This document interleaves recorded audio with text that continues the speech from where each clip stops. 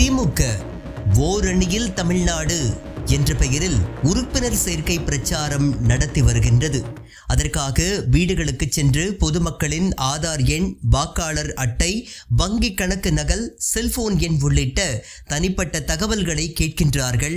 இதற்கு எதிராக கூறினால் அரசின் 1000 ரூபாய் மகளிர் உரிமை தொகை உள்ளிட்ட நலத்திட்டங்களை நிறுத்திவிடுவோம் என்று மிரட்டுகின்றார்கள் என சிவகங்கை மாவட்டத்தை சேர்ந்த ராஜ்குமார் என்பவர் உயர்நீதிமன்ற மதுரை கிளையில் தாக்கல் செய்த மனு திமுகவிற்கு பேரிடியாய் அமைந்துள்ளது.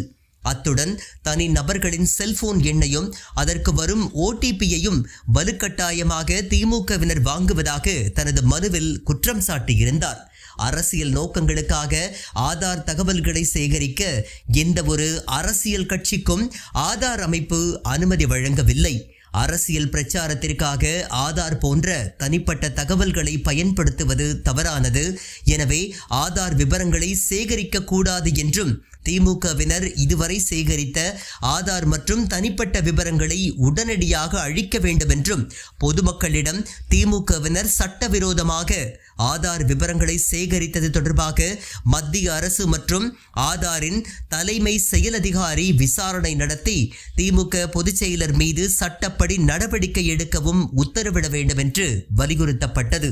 இந்த மனுவை விசாரித்த நீதிபதிகள் SM சுப்பிரமணியம், மரிய கிளாட் ஆகியோர் OTPயை எதற்காக கேட்கின்றார்கள், OTP விவரங்களை பகிர வேண்டாம் என காவல்துறையினர் அறிவுறுத்தி வெளிப்படையாக விளம்பரம் செய்யப்படுகையில் எதற்காக கேட்கின்றார்கள் என திமுகவை சரமாரியான கேள்விகளால் துளைத்தெடுத்தனர்.